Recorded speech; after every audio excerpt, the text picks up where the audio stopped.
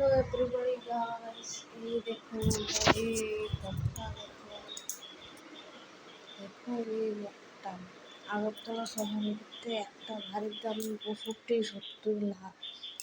এই সুন্দর বাড়িটা আমরা মাত্র 35 লাখ টাকায় বিক্রি হয়েছে। কারণটা কি জানেন?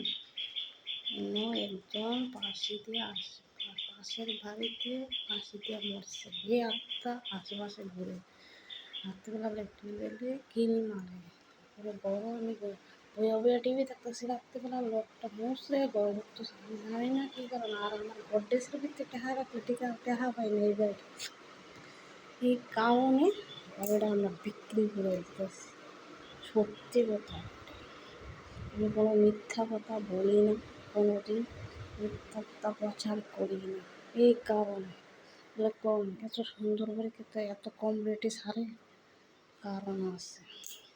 যে লইছেন বুঝে শুনে লাভ হয়েছেন পস্তা আমরা আর কি ব্যাপারে বিক্রি করে দিয়েছি এত কম রেটে পারি সারে কারণ আছে।